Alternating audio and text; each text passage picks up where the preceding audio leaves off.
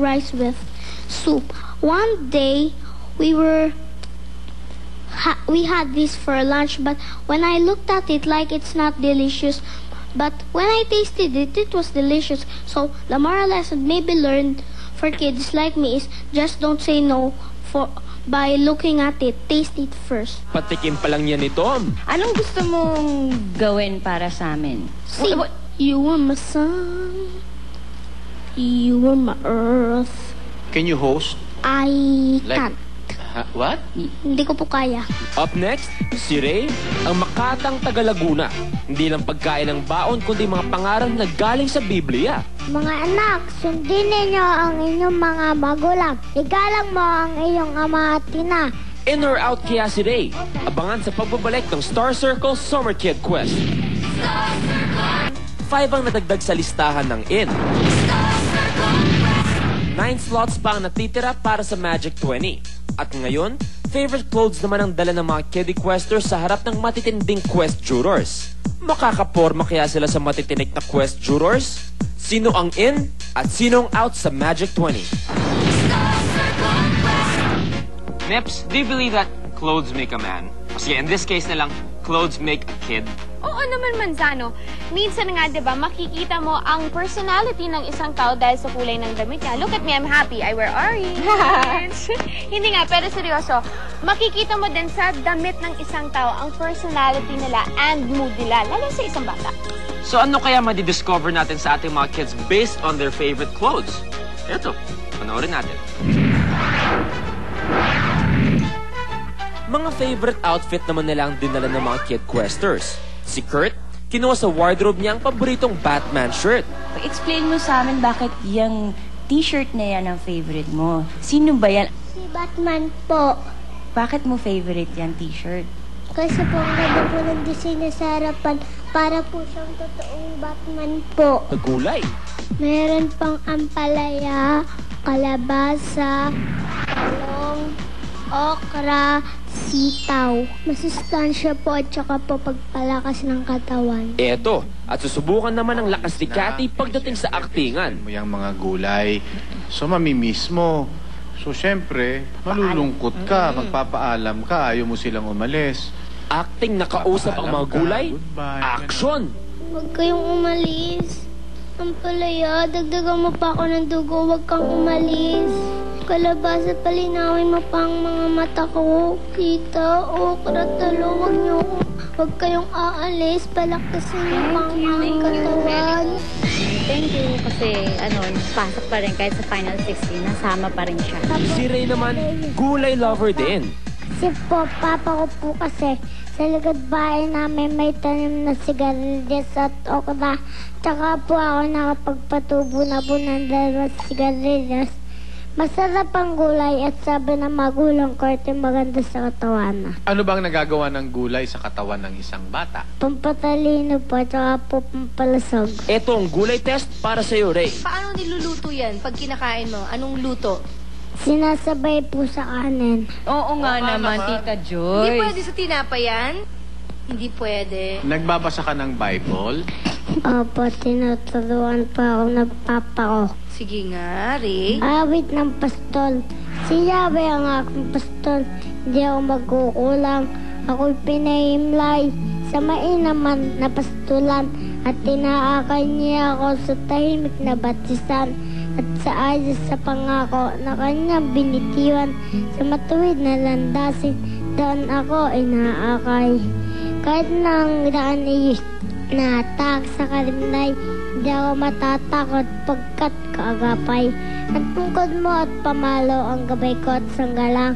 Sa halapan ng lingkod mo, ikaw may handang dulang. Ito'y iyong ginagawang nakikita ng kaaway. Nalulugod ka sa akin na ulo ko ay langisan. Pati na asato ko ay iyong pinaaapaw. Tunay na pag-ibig mo at kabutihan. Sa akit tataglaying habang ako ay nabubuhay. Ep, hindi pa tapos si Ray. Susundin mo lahat ng sinasabi ng nanay tatay mo? Opo. Kasi po, natutunan ko din po ito sa Bible eh. Mga anak, sundin ninyo ang inyong mga magulang, alang-alang sa Panginoon. Dahil ito ang nararapat, igalang mo ang iyong ama at ina. Dahil ito ang unang utos na may kalakip na pangako. Ang galing mo. Ang galing ni Ray. Kaya po magaling, may utak po ako dito. May utak ka dyan. Tama naman si Ray, Miss Yula. Ray, huwag kang umalis dyan dahil ikaw ay in.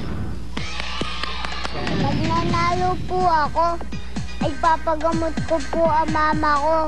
Tsaka po, maraming salamat po sa mga nag-try sa akin. At ang mga nabusog sa pagkain today, Angel at Ray. Pasok sila sa Magic 20. Yes, Nakakagutom Nippy. naman yun, oh. Parang gusto ko tuloy kumain ng fried chicken tsaka ng spaghetti. And dahil ganun kagagaling yung mga kid questers natin, na kahit nagkukwento lang tungkol sa pagkain, eh kahit tayo yung nagugutom tayo, kahit nanonood lang. Totoo ka dyan. Pero ano kaya ang nakakaaliw na ipapakita sa atin ng mga bagets? Malalaman lang yan natin tomorrow here, where the magic continues. Are you in or out? Star Circle Summer Kid Quest. Bukas ang mga Kid Questers, dadali ng mga favorite nilang laruan. Kati, bibigay na kita. Huwag ka nang malungkot. Makikita mo din naman ako eh. Dadalaw naman ako sa'yo eh. Sino si Krong Krong? Ako rin po. Ay, ikaw din. Akala ko, di ba si Sandara yung krung-krung? Apo. Pareho kayong dalawa? Apo, kasi po crush ko po siya eh. Abangan yan sa Star Circle Summer Kid Quest. Pero ako nung bata naman ako, ang nilalaro ko mga Barbie dolls, nagko-collect akong porcelain dolls. Very girly-girly ako eh.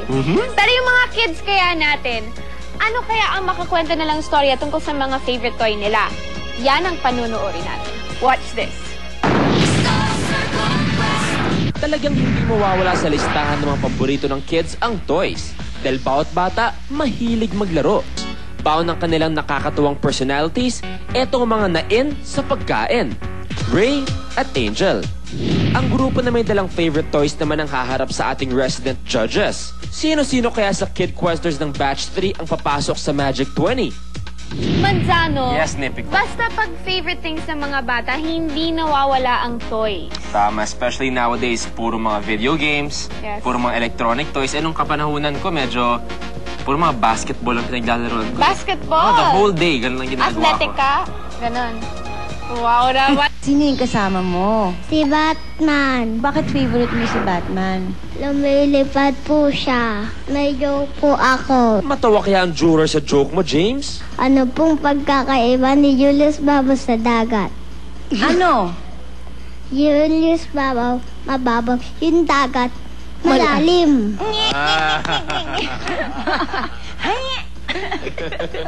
Ang galing! Ang galing. Ang galing mo. Okay, thank you, Thank you, Jane. Jane. Si Kat naman, pagong ang baon. Ano yung hawak mo? Turtle po. Anong pangalan niya? Turtle lang po. Urig na urig ang pangalan ah. Marunong ka ng gymnastics? Opo. Pwede mo kaming pakitaan ng natutunan mo sa gymnastics? Kung ate lang po walang room, kasi ako lang po merong room na tatambling kaya ko. Kapag hindi mo kaya dito? Opo. Okay. Sige, bakit? Kasi walang bed, kasi sa bed lang. Oo nga naman. Baka mapilayan pa si Kat dyan. Magaling ka mag-dance, ano? Oo, mag-dance. Sige nga. Sige lang. Sige, okay lang. Sige, dance ka. Energy! Energy pa, Kat! Eh, sing. Magaling ka mag-sing. Opo. Sige. nga. Hindi ko kayang iwan ka. Hindi ko kayang iwan ka. It's a good experience for the kid. Actually, we just tried it out kasi she's still young. I think there are still so many chances in the coming years siguro. Po, pasasider po